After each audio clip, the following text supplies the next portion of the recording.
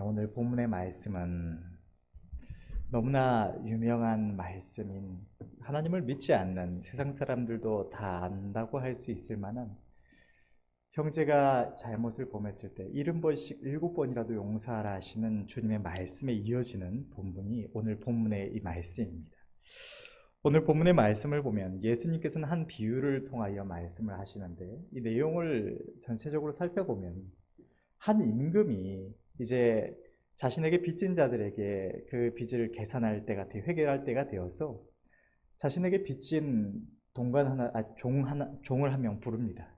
이 종이 임금에게 1만 달란트라는 거대한 빚을 졌다고 합니다. 그래서 이 임금이 이제 이 빚을 갚도록 이 종을 불렀는데 이 종이 당연하게도 이 큰 빚을 갚을 수단이 없는 것입니다. 가진 것도 없고 또 능력이 있어서 그 돈을 벌어서 갚을 수 있는 것도 아니고 이 빚을 갚을 길이 없으니까 임금이 이 종을 잡아서 이 종과 종의 아내와 그가 가진 모든 소유를 다 팔아서 이 빚을 다 갚게 하라고 말을 합니다. 그런데 이 종이 1만 달란트 빚진 종이 임금에게 긍휼을 구하며 엎드려서 내가 그 빚을 다 갚을 테니까 반드시 갚을 테니까 나를 용서해 달라고 임금에게 용서를 구하는 겁니다. 이 임금이 이 종의 모습을 보고는 그를 불쌍히 여겨서 그 빚을 나중에 천천히 갚도록 유예시켜 주거나 혹은 좀 줄여주는 것도 아니고 아예 이 1만 달란트라는 빚을 탕감시켜 주었습니다. 그런데 이 1만 달란트를 탕감받은 종이 임금 앞에서 물러나가서 이제 길을 가다가 자신에게 100데나리온을 빚진 다른 동관이라는 것은 같은 임금 밑에 속한 다른 신하를 말하는데 어쨌든 다른 동관 하나를 붙잡아서는 그 목을 잡고 자기에게 빚진 그 100데나리온을 갚으라고 하는 것입니다. 근데 이 100데나리온은 빚진 다른 동관도 빚을 갚을 능력이 없었던 것 같습니다. 그래서 갚지 못하니까 이 1만 달란트 탕감받은 종이 이 100데나리온 빚진 이 동관을 붙잡고는 가서 옥에 넘겨주고 그 빚을 다 갚도록 하라고 하였다는 것입니다. 이 모습을 본 다른 신하들이 임금에게 가서 이 1만 달란트 탕감받은 종의 행한 일을 다 앞에 가서 고했습니다. 그러니까 이 임금이 진노해서는 그 1만 달란트를 탕감해 준 종을 불러서는 네가 빌기에 내가 너를 불쌍히 여겨서 너의 그 1만 달란트의 빚을 탕감해 주었거늘 너도 내게 빚진 동관을 불쌍히 여김이 마땅치 아니하냐 하고는 이 1만 달란트 탕감해 주었던 종을 다시 감옥에 넘겨주고 다 그 빚을 다 갚도록 하라고 명하였다는 것입니다. 이게 오늘 본문의 말씀인데 주님은 이 말씀을 하시고는 너희가 각각 중심으로 형제를 용서하지 아니하면 너희 천부께서도 이와 같이 하시리라고 말씀을 하셨습니다. 이것이 오늘 본문의 내용인데 주님께서 오늘 본문에 이 말씀을 하신 이유는 영원히 멸망할 수밖에 없었던 우리가 다 마땅히 지옥에 갈 수밖에 없는 죄인들인데 지옥에 가서 영원히 형벌받을 수밖에 없는 이 큰 죄를 우리가 용서받았은즉 우리가 마땅히 형제를 용서해야 한다고 말씀을 하시는 것입니다. 오늘 우리는 이 말씀을 통해서 우리 하나님의 우리를 향하신 긍휼을 생각해 보기를 원하고 또 우리가 마땅히 행해야 할 긍휼이 무엇인지를 깨닫기를 바랍니다. 오늘 본문의 말씀을 한 부분씩 살펴보면 23절의 말씀은 이렇게 시작되고 있습니다. 이러므로 천국은 그 종들과 회개하려 하던 어떤 임금과 같으니 주님께서는 천국은 이와 같으니라는 말씀으로 이 말씀을 시작하고 계십니다. 이 말씀은 단순히 주님께서 어떤 하나의 교훈을 주시기 위해서 어떤 그럴듯한 이야기를 지어서 말씀하신 것이 아니라 하나님의 나라가 영적인 세계가 바로 이와 같이 되어진다고 말씀을 하시는 것입니다. 하나님께서 오늘 본문에 주님께서 말씀하신 이 말씀처럼 하나님의 지으신 모든 죄 백성들에게 모든 영혼들에게 행하실 것이기 때문에 너희는 이 말씀 가운데 교훈을 받으라고 주님께서는 오늘 본문의 말씀을 주신 것입니다. 우리는 오늘 이 본문의 말씀에 비춰서 우리 자신을 살필 수 있기를 바라고 우리 하나님 앞에서 바로 설 수 있는 은혜가 있으시기를 바랍니다. 주님께서는 천국은 그 종들과 회개하려 하던 어떤 임금과 같다고 말씀을 하십니다. 성경은 이처럼 하나님께서 우리 각 사람을 그 행위대로 심판하실 것을 기록하고 있고 이 회개의 날이 우리 앞에 임박해 있습니다. 우리는 이 회개의 날에 우리 각 사람이 하나님 앞에서 바로 설 수 있도록 그 날을 예비할 수 있는 은혜가 있으시기를 바랍니다. 이어서 24절과 25절의 말씀을 보면 회개할 때에 1만 달란트 빚진 자 하나를 데려오매 갚을 것이 없는지라 주인이 명하여 그 몸과 처와 자식들과 모든 소유를 다 팔아 갚게 하라 한데 라고 기록되어 있습니다. 성경에 기록된 이런 화폐 단위는 우리가 흔히 사용하는 이런 원화나 달러나 이런 단위들과는 많이 달라서 우리가 1만 달란트다, 100데나리온이다 라고 해도 사실 쉽게 와닿지가 않는 것 같습니다. 그런데 우리가 간단히 생각해 보면 이 달란트라는 단위는 성경에 나오는 가장 큰 무게의 단위이기도 하고 또 화폐의 단위로 사용되기도 하는데 이 예수님 당시에 1달란트는 6,000데나리온이 1달란트라고 합니다. 그런데 이 6,000데나리온은 어느 정도 가치를 가지느냐? 장정아 한 명이 하루 종일 일하고 일당으로서 받는 금액이 1데나리온이었습니다. 그러니까 1달란트는 성인 한 명이 하루 종일 일하는 것을 6,000일 동안 해야지 벌 수 있는 돈이 1달란트라는 돈인 것입니다. 그러니까 1만 달란트는 하루 동안 6천만 명의 성인 남자들이 일한 품삯이 바로 1만 달란트인데 어떤 사람이 1년에 300일을 일한다고 쳤을 때 이것은 20만 년 동안 꼬박 아무것도 쓰지 않고 모아야 벌 수 있는 돈이요. 오늘날에 하루 일당을 10만 원이라고 잡았을 때 요즘에 일당이 10만 원이 아니라 좀 많이 올라서 제가 오늘 검색해 보니까 15만 원이 넘는다고 하더라고요. 그런데 어쨌든 계산하기 좋게 10만 원 정도로 잡아봐도 이 1만 달란트는 6조 원에 해당하는 금액입니다. 그러니까 이 어마어마한 빚인 것입니다. 오늘 본문에 나오는 임금은 이 종이 이 1만 달란트의 빚을 갚지 못하니까 그 종과 종의 아내와 그 모든 소유들을 자식들과 그 모든 소유를 다 팔아서 갚게 하라고 명을 했습니다. 그런데 당시에 이 노예 한 명의 가격을 보면 500에서 2000데나리온 정도 했다고 합니다. 그러니까 성인 노예의 가격이 500에서 2000데나리온 사이였으니까 이 종의 모든 가족과 모든 것을 다 팔아도 사실 한 2달란트, 3달란트도 나오지 않는다는 것입니다. 임금이 이 종과 그 가족과 모든 소유를 다 팔아서 그 빚을 갚게 하라고 명한 것은 그렇게 하면 1만 달란트를 다 갚을 수 있기 때문이 아니라 그 빚을 지고도 갚지 못하는 종에 대한 형벌이었다는 사실을 우리는 알 수가 있는 것입니다. 이 1만 달란트 빚진 종은 하나님 앞에 범죄한 모든 인류의 모습을 나타내고 있습니다. 하나님께서는 하나님의 형상대로 우리를 아름답고 선하게 창조하시고 모든 은혜를 베풀어 주셨습니다. 하나님이 창조하신 모든 이 아름다운 세상을 우리에게 정복하고 다스리라고 하시고 우리를 사랑하시며 축복하시니까 우리 하나님이신 것입니다. 그러나 우리는 모든 인류는 이 선하신 하나님 앞에서 범죄함으로 말미암아서 하나님을 떠나고 말았습니다.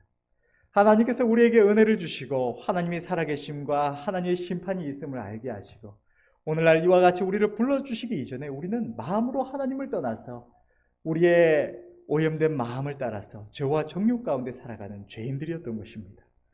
우리 모두는 임박한 심판의 날에 반드시 지옥의 형벌을 받을 수밖에 없는 그 누구도 자신이 범한 죄의 대가를 스스로 치를 능력이 없는 1만 달란트 빚진 종이었다는 것입니다. 그런데 오늘 본문을 보면 이 1만 달란트 빚진 종이 임금의 긍휼을 구할 때에 이 임금은 이 종을 불쌍히 여겨서 그 1만 달란트의 빚을 다 탕감해 주었습니다. 하나님께서는 어느 날 성령으로 우리 각 사람을 부르시고 우리가 반드시 심판받을 수밖에 없는 죄인 되었음을 깨닫게 하여 주셨습니다.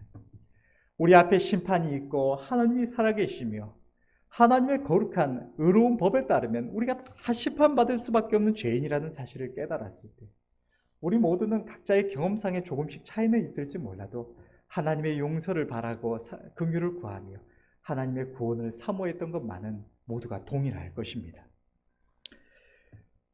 오늘 본문에서 임금이 1만 달란트 빚진 종의 간구 앞에 그를 긍휼히 여겨서 그의 1만 달란트를 빚을 탕감해 주었던 것처럼 하나님께서는 하나님의 긍휼을 바라고 하나님의 구원을 사모한 주의 자녀들에게 예수 그리스도의 십자가의 보혈로 우리의 모든 죄값을 치러주시고 우리의 영원히 심판받을 수밖에 없는 죄를 탕감해 주신 것입니다. 영원히 심판받을 수밖에 없던 죄인 1만 달란트 빚진 자가 하나님의 긍휼을 인하여서 그 모든 죄의 대가를 탕감받고 영원한 생명에 속하여 천국의 백성 하나님의 자녀가 된 것입니다. 우리가 하나님의 긍휼을 생각한다면 사실 하나님께서 우리에게 베푸신 긍휼이라는 것은 하나님께서 우리에게 주신 이 구원만이 아닙니다. 하나님께서는 우리가 오늘날에 이르기까지 우리 하나님을 만나고 하나님의 구원함을 입고 오늘 이 시간에 이르기까지 날마다의 우리의 모든 삶 속에서 우리에게 한없는 긍휼을 베풀어 주십니다.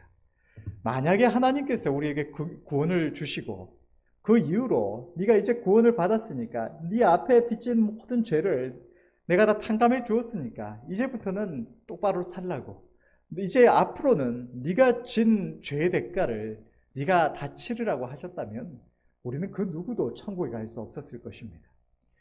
단 한순간만이라도 하나님께서 네가 감히 하나님의 그 사랑을 받고 긍휼을 입고도 이와 같은 모습으로 살아가느냐고, 하나님의 은혜를 입고도 하나님의 모든 말씀 앞에 철저히 순종할 줄은 모르고 이렇게 어리석은 모습으로 살아가느냐고 책망하시며 우리를 내버려 두셨다면 우리는 모두가 다 멸망받을 수밖에 없는 부족하고 어리석은 자들인 것입니다.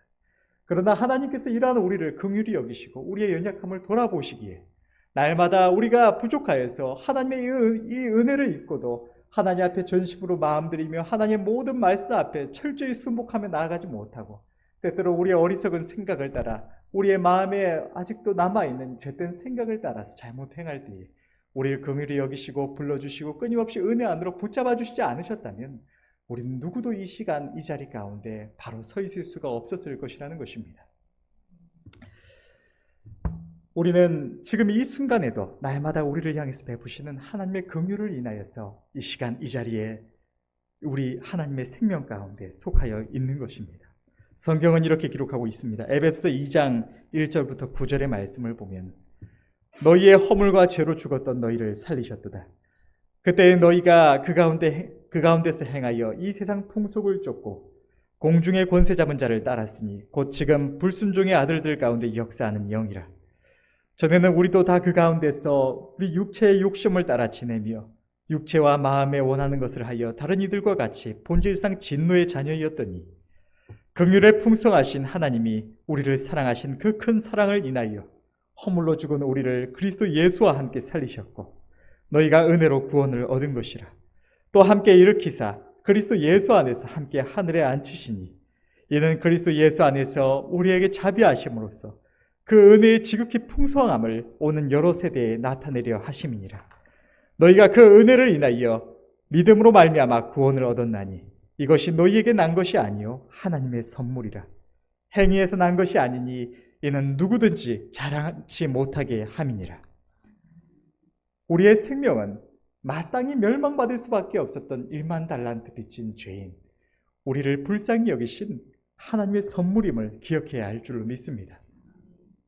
하나님께서는 우리의 영원한 생명에 관한 이 모든 은혜 외에도 우리의 모든 삶에 날마다 때마다 한없는 긍휼을 베풀어 주십니다. 사실 우리가 하나님께 받은 이 영원한 생명을 생각한다면 우리는 이 땅을 살아가는 동안에 얼마나 끔찍한 고통을 당하며 살아가든지 우리는 영원히 찬송할 수밖에 없는 존재들입니다.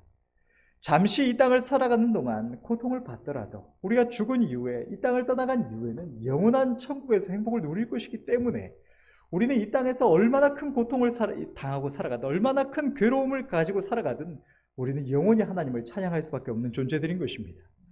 그러나 하나님께서는 이 영원한 생명을 우리에게 주셨음에도 불구하고 이것으로 끝이 아니라 우리의 영혼을 날마다 한없는 은혜 가운데 붙들어 주시는 것만이 아니라 우리의 육신의 삶에 있어서도 우리를 불쌍히 여겨주시고 우리의 영혼을 위로하여 주십니다.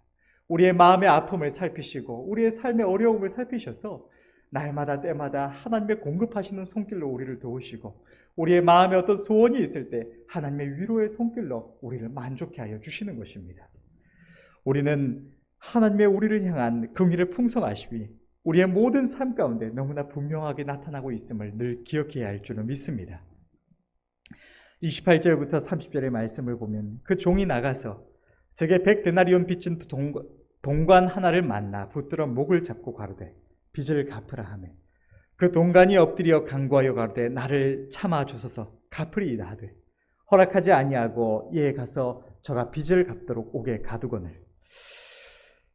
오늘 본문에서 이 1만 달란트를 탕감받은 종은 그가 임금에게 받은 이 1만 달란트를 탕감받은 긍휼을 생각하지 아니하고 자신이 탕감받은 그 빚과는 비교할 수조차 없는 작은 빚을 진 동관을 긍휼히 여기지 않았습니다.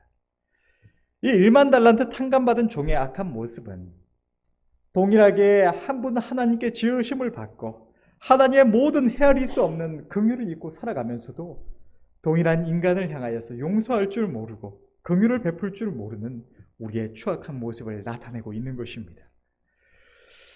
우리는 누군가가 우리에게 잘못을 행할 때에 그는 잘못했기 때문에 마땅히 그 잘못에 책임을 져야 한다고 생각을 합니다. 비난받아야 하고 벌을 받고 대가를 치러야 한다고 생각을 하는 것입니다.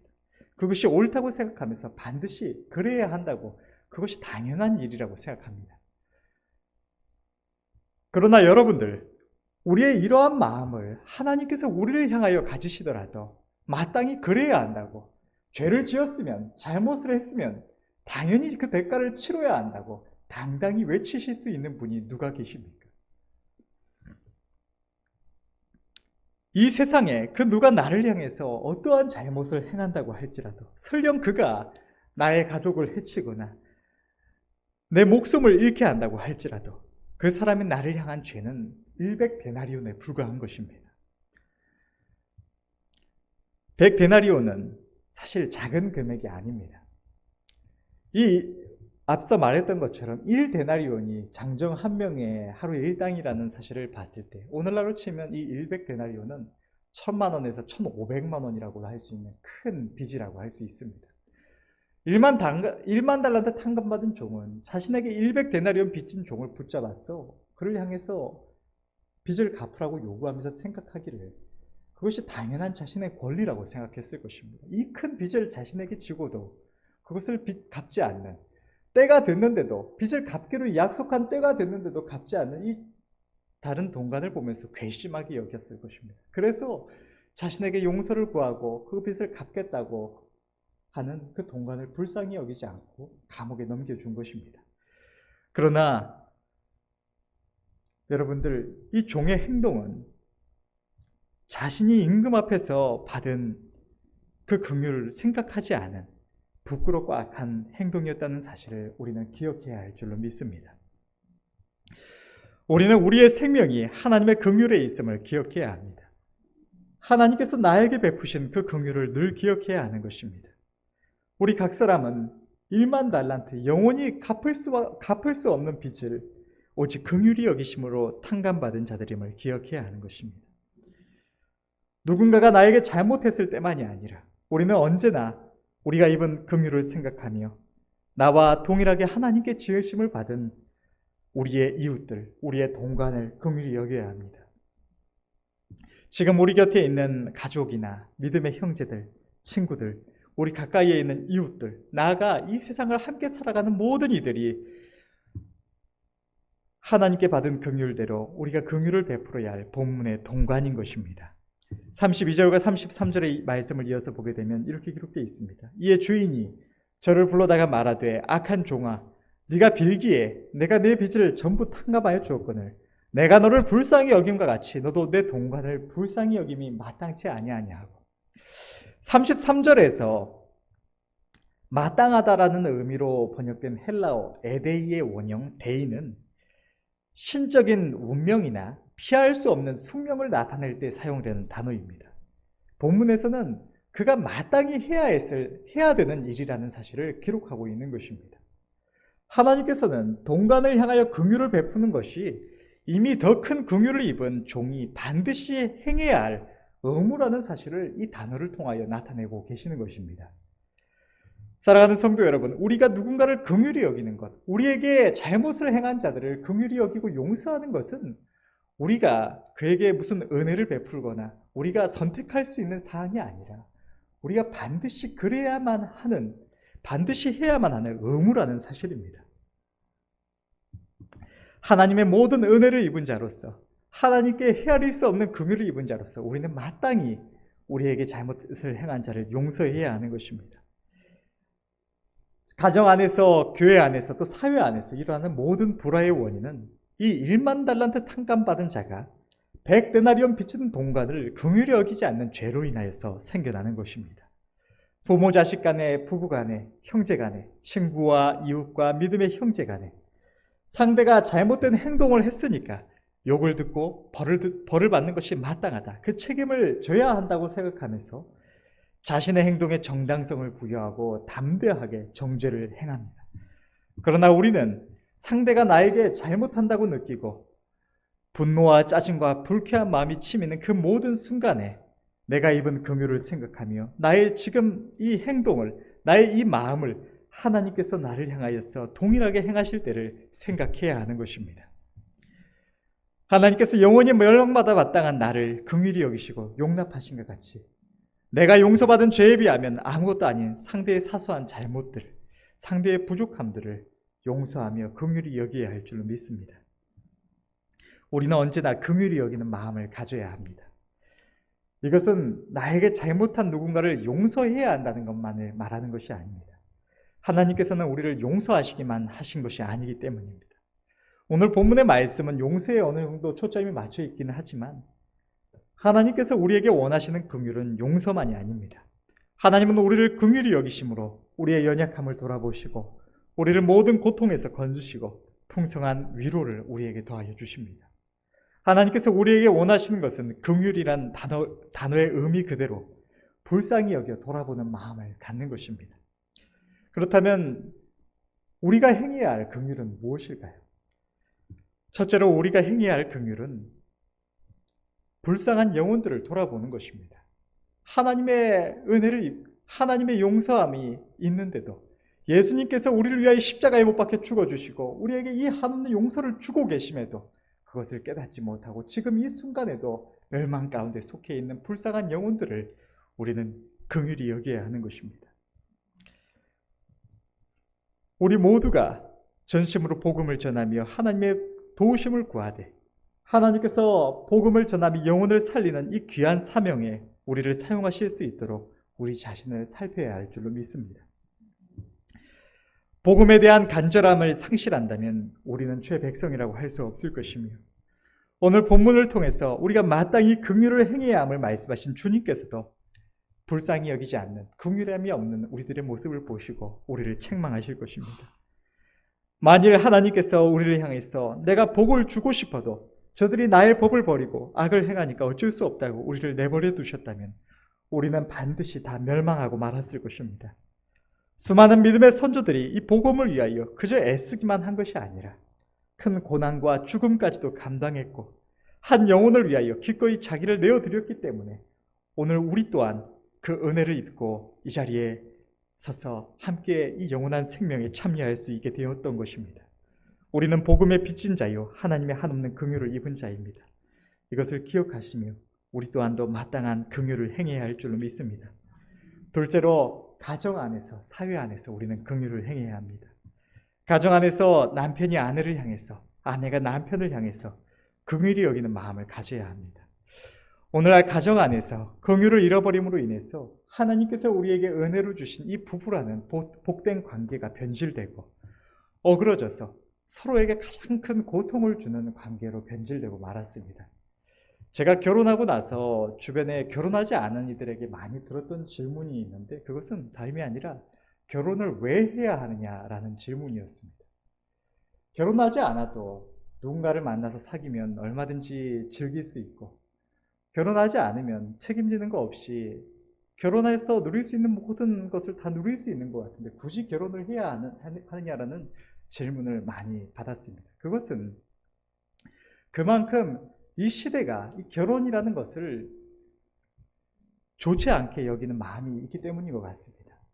결혼이라는 이 일이 하나님께서 주신 이 은혜의 관계가, 부부라는 관계가 서로를 행복하게 해주고 서로에게 힘이 되어주고 하나가 되는 복된 관계가 아니라 오늘날 사회에서 수없이 많은 이혼이 발생하는 것처럼, 부부가 서로를 향해서 원수시하는 것처럼, 이것이 변질되고 말았기 때문에, 서로의 고통을 주는 관계로 변질되고 말았기 때문에 그것을 보는 많은 이들이 자신을 결혼하지 않겠다라는 마음을 가지게 되는 것 같습니다.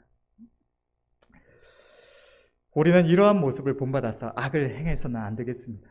나를 인해서 고생하는 상대를 볼 때에 늘 긍휼히 여기는 마음을 가져야 합니다.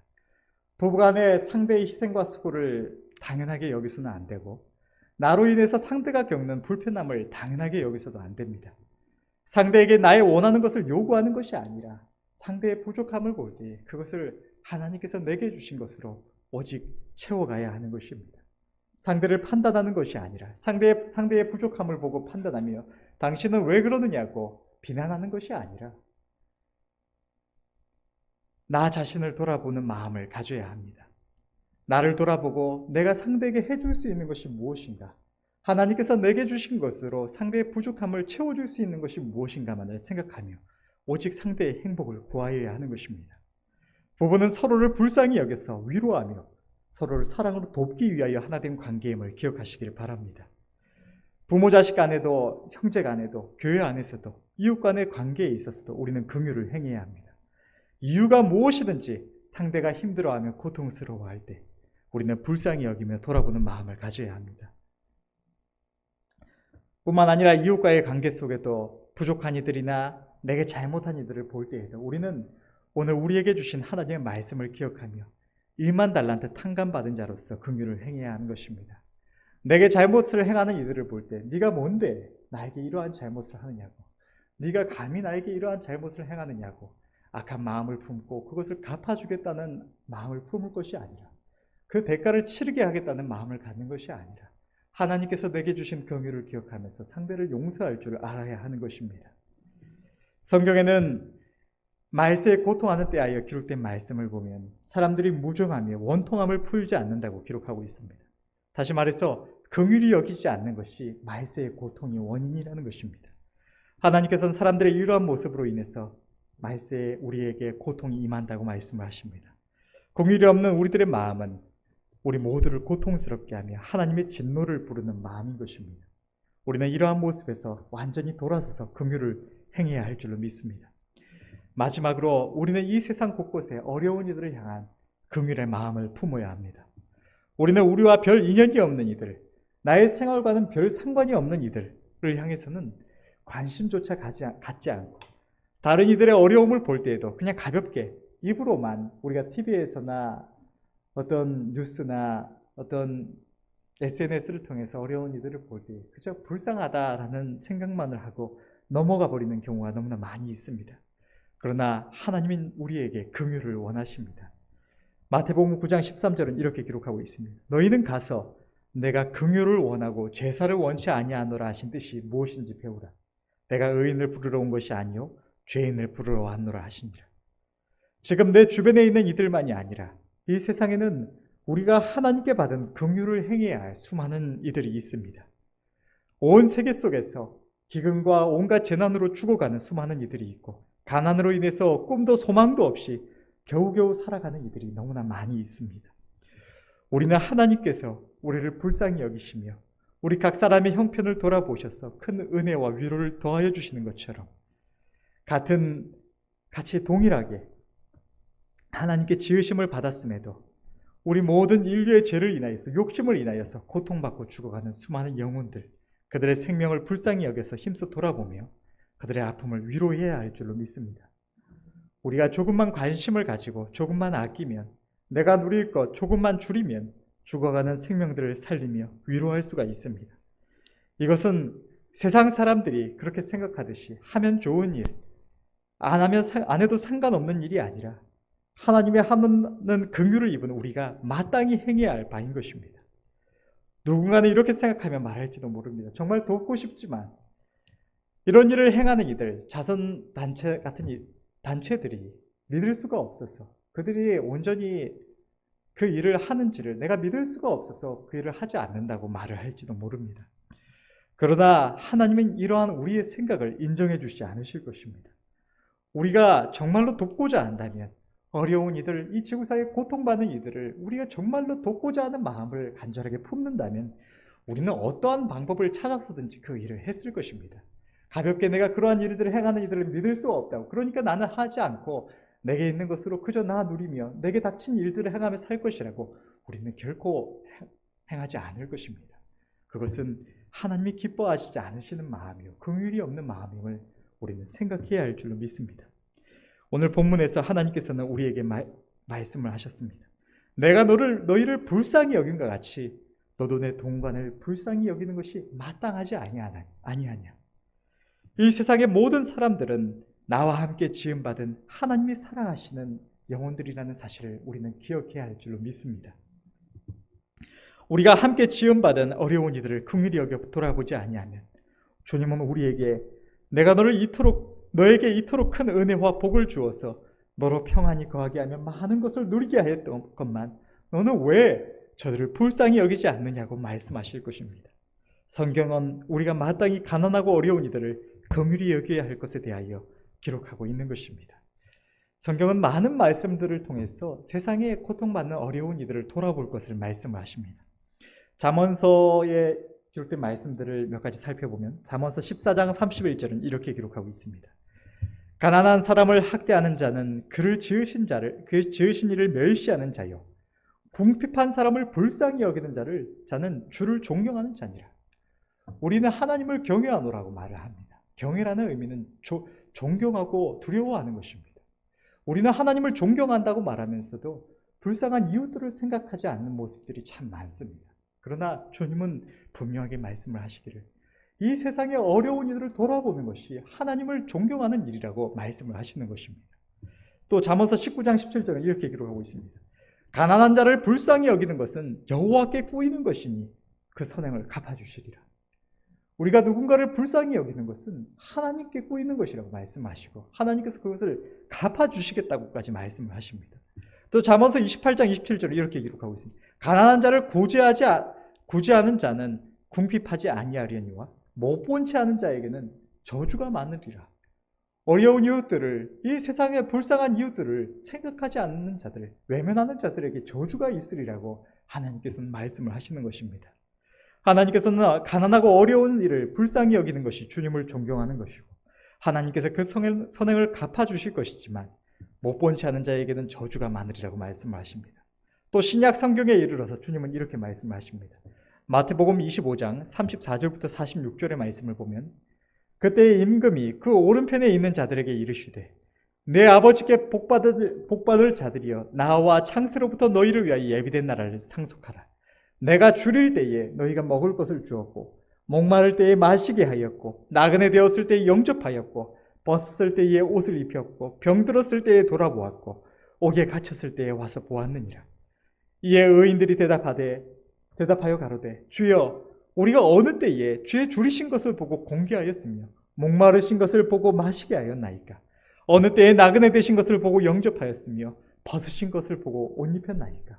어느 때에 병드신 것이나 옥에 갇히신 것을 보고 가서 배웠나이까 하리니 임금이 대답하여 가라사대 내가 진실로 너희에게 이르노니 너희가 여기 내 형제 중에 지극히 작은 자 하나에게 한 것이 곧 내게 한 것이니라 하시고 또 왼편에 있는 자들에게 이르시되 저주를 받은 자들아 나를 떠나 마귀와 그 사자들을 위하여 예비된 영영한 불에 들어가라.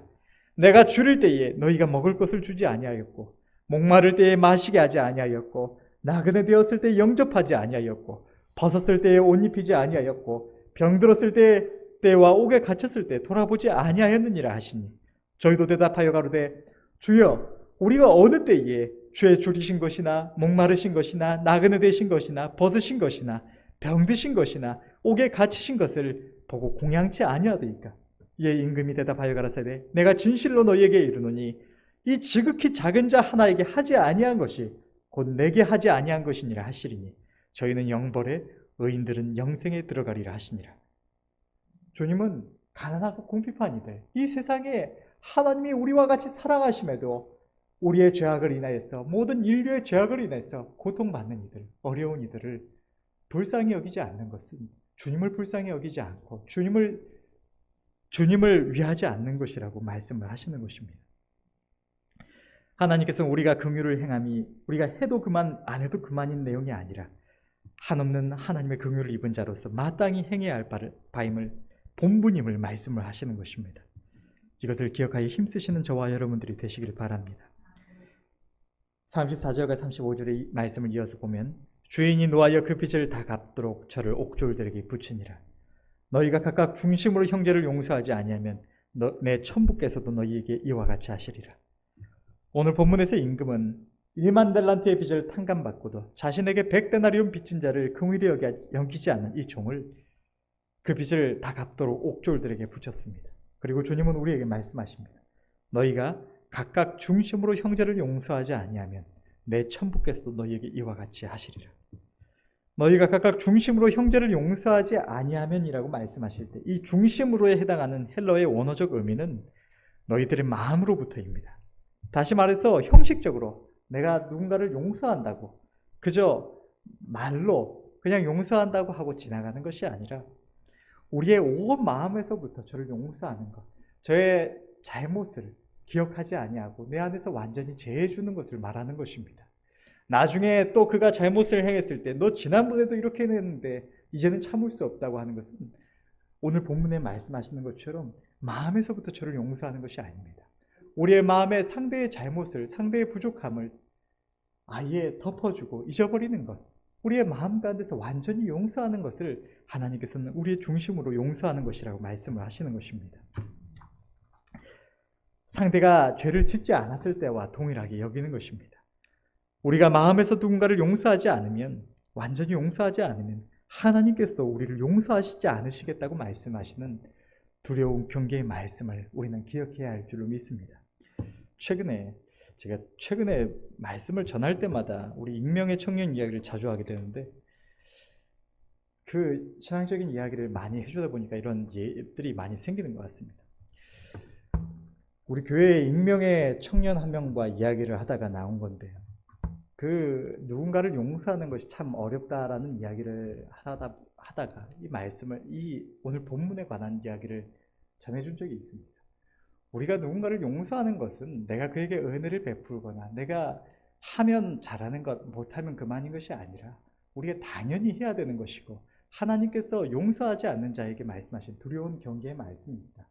하나님은 우리가 마음으로 누군가를 용서하지 않으면 하나님께서 우리를 용서하시지 않으신다는 두려운 말씀을 우리에게 하신다. 우리가 누군가를 용서하는 것은 그에게 무슨 은혜를 베풀기 위해서만이 아니라 우리 자신이 살기 위해서 우리가 마땅히 행해야 하는 바라고 전해준 적이 있습니다. 하나님께서 우리에게 주시는 이 경계의 말씀을 우리는 가볍게 여기서 넘어가서는 안 될 줄로 믿습니다. 누군가를 용서하지 않고 누군가에게 괘씸해하는 마음을 품고 계속 지내가면서도 하나님께서 나를 용서하실 것이라고 막연하게 생각해서는 안 될 줄로 믿습니다. 마태복음 5장 7절과 야고보서 2장 13절의 말씀을 통해 하나님께서는 긍휼히 여기는 자는 긍휼히 여김을 받을 것이고 긍휼을 행하지 아니하는 자에게는 긍휼 없는 심판이 있으리라고 말씀하십니다. 우리가 누군가를 긍휼히 여길 때에 하나님께서 우리를 긍휼히 여겨주시는 것입니다. 오늘 본문의 말씀을 기억하시면서 온 가족들과 믿음의 형제들 또 이웃들 또 함께 지음받은 모든 인류를 향해서 긍휼을 행하시는 저와 여러분들이 되시기를 바라고 그리하여서 이제 얼마 남지 않은 회개의 날 주님이 우리 가운데 임하실 그 날에 주님 앞에 책망받지 않도록 주님 앞에 바로 서시는 은혜가 있으시길 바랍니다. 기도하겠습니다.